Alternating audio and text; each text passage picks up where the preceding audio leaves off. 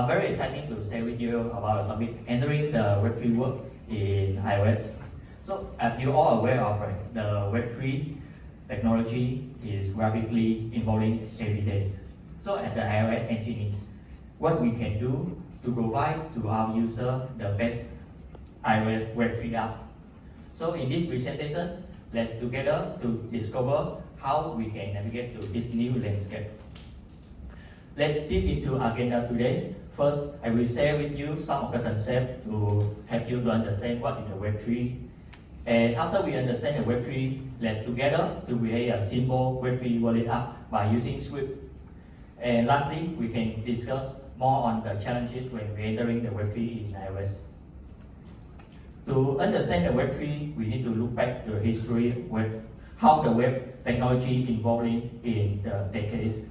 From Web 1.0, provide to the user the static web only, and the operation is read only. We evolve to the Web 2.0. Now the web is more dynamic and user will have more interaction. It's like our social media app we are using nowadays. And we become the Web 3.0. The Web 3.0 different from the Web 1 and Web 2. Web 2 first is the decentralization. So what is the decentralization? If you remember, like a couple of months ago, the banking service in Singapore have been down for a few hours, and then you go out, you cannot make any payments. So that is disaster, right? Yeah. So but it's not the problem in the Web3 anymore, like Ethereum network, when we have more than 7,000 nodes running all around the world. Right? This is the server node. So how about the data? So for the database in Web3, it will be represented by the distributed ledger or the blockchain at the database. And it will be copied over all of the nodes running around the world. So you don't need to worry about one server is down or your database is down because it has backup for all of the nodes running. And the blockchain will be used for store your transaction, your data. And whenever it's committed to the block, it will consider very hard to change is the input table. We have the server node already, we have the database already. So how about the program running on the Web3? This is where the smart contract playing its role. So smart contract is the self-executing program running on the blockchain. Will help us to automate the processes for the agreement without the third-party judge.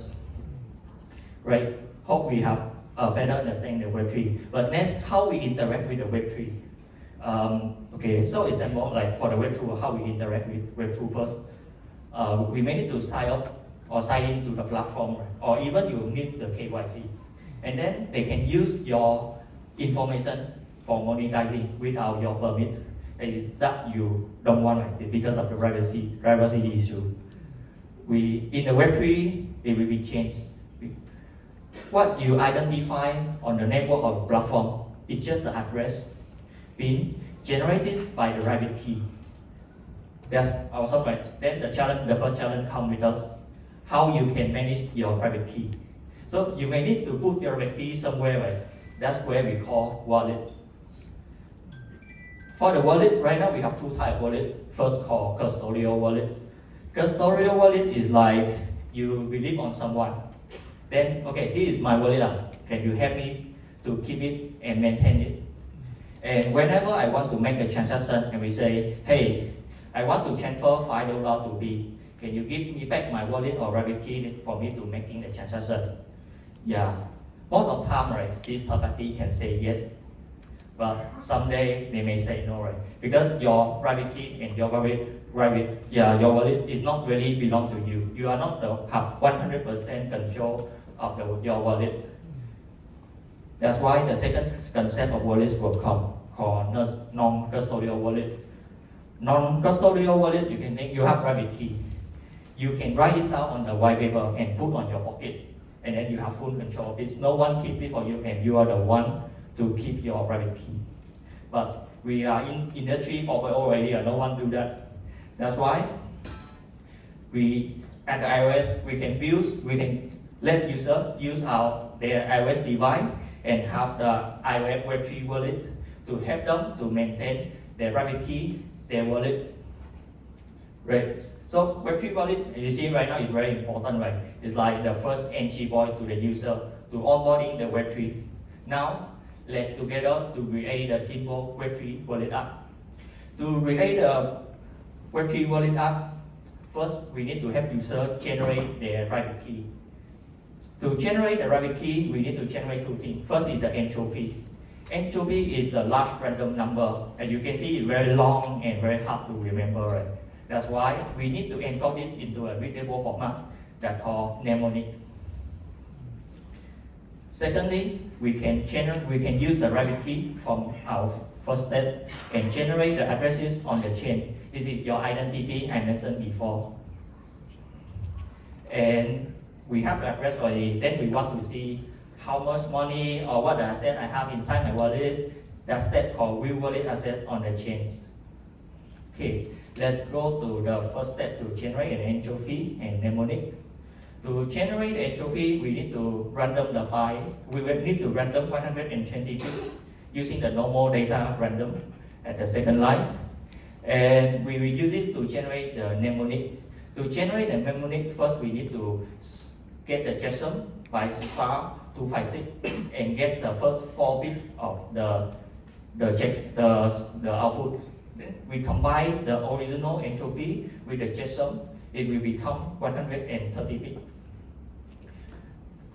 After that, we will split 130 bits into 12 words equally. So that means 11 bits each, right? So for each 11 bits, we will mark it into the decimal as the index in the dictionary. So each of 11 bits we mark with one English word.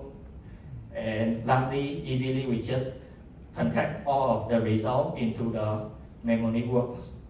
For more information about the English dictionary, you can check it out more on the BIB 39.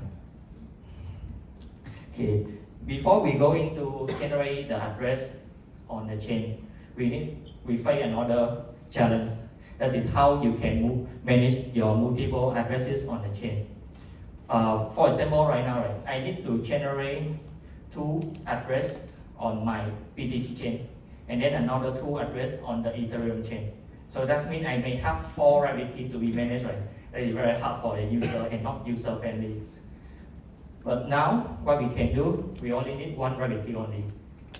And then use this private key to create the child private key. But to create the child private key, we need to follow a path, right? If every software, wallet software follow a different way, so it will be not inconsistent, and then you cannot use 1 private key for multiple software wallets. That's where the BIB 44 come as the protocol to define the path that all of the wallet software following. They say the first level of the derived is the purpose. It can be 44, 49, or 84. The second layer is the coin type, like 0 for BTC chain, 60 for Ethereum chain. And the next level is the account, when you can create your sub-account easily. For more detail of the coin type, you can check it out more on this GitHub link. Yeah, you can see we only need 1 private key only, and now we have 4 private keys to generate 4 different addresses on 2 different chains. That's awesome, right? Okay, let's see how we can do it. Great. We will take the mnemonic we generate from the last step, use it to create our master key. Use this master key following the BIB 44 derivation path to, like, the first layer is 44. Second layer, today I will generate my Ethereum address, so I will put the path is 60. Third layer will be the account number, so I put 0 and my account index. The next 2 layers is the receiving and chain. I will not cover today. Yep. So we already have the private key for this Ethereum chain. So we need to generate the address. To generate the address, first we need to generate the public key, and we put on the cryptographic function called kept256 and get the first 20 bits of this. Last step is append the prefix on. This is following the Ethereum standard to generate the address. So right, we already have the Ethereum address. Right. Then last step, how we can track the user asset on the chain. So for the demo today, I will use the OKLinks Explorer API. It's the open platform where you can easy to sign up. To use this, you can go inside the API management, to get your API key, and then check out all the API that you need inside the document. If OK Link API will provide a lot of API that you can use to see the user access on multiple chains, not only for Ethereum. Right? But for now, I will use it for check my balance in my Ethereum address. I will using the get balance and balance field. Use it is just a normal API call. Construct the UI chain. The param is first is the chain source name is the chain you want to get. Second is the address you will take from the second step, and then we will put the asset key in our header. Next, we will easily make the API call, decode the JSON response, and bind into the UI. Yep, that is the demo today. We already have memory, Ethereum address, and the access for this address. Yeah, this is my GitHub link. If you're curious more about how the Web3 wallet will build in simple, you can check it out. Yes, then we come to the last topic, what the challenges we are facing to enter the Web3 world in iOS. As you can see, we need to manage the user sensitive data. So we need to provide it to be secure, help user to secure the user wallet. By the iOS system providing, you can consider some of techniques like secure enclave, key chain store, or even you need to help user to connect with the hardware wallets. Then the second challenge is to onboard the user to the Web3. Web3 is still very new for all the users. So we need to enhance from iOS UI system, provide user-friendly feature and the cool insight to educate user about the Web3. Next challenge is to enable the seamless access to the Web3 platform. As you know, like in the Web3, it now is rapidly evolving.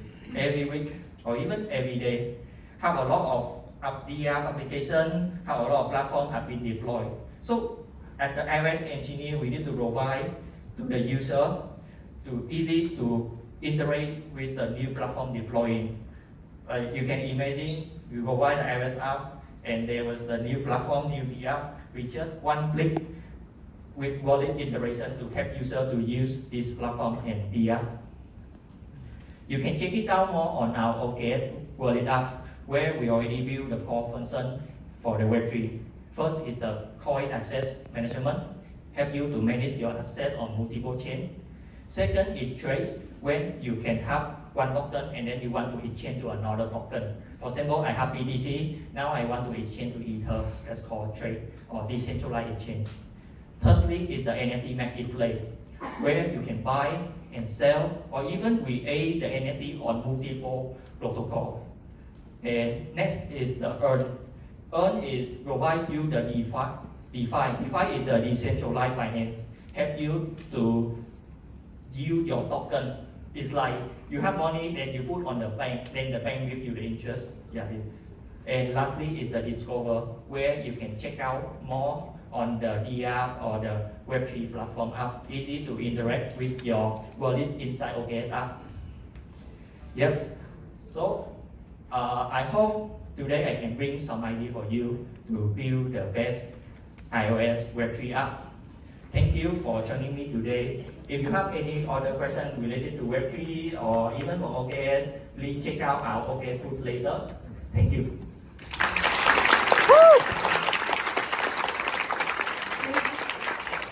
Thank you so much, Thomas. That was great. Before I introduce our next speaker, I'm going to introduce myself.